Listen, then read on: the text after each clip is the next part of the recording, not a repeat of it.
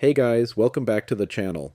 In this tutorial, I'll show you how to install the Coinbase app on your Mac in just a few simple steps. Start by opening Safari. You can click the Safari icon in your dock or press Command plus space, type Safari, and hit Enter. Once Safari is open, visit Coinbase.com. That's the official Coinbase website. Always double check the URL to keep your account safe. At the top of your screen, click File, then select Add to Dock from the drop-down menu.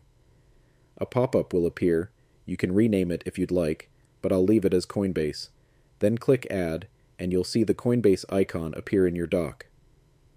Now here's the cool part. When you click that icon, Coinbase opens in its own standalone window, completely separate from Safari. Even if Safari is closed, Coinbase stays open like a native Mac app. And that's all there is to it. You've successfully installed Coinbase on your Mac as a standalone web app.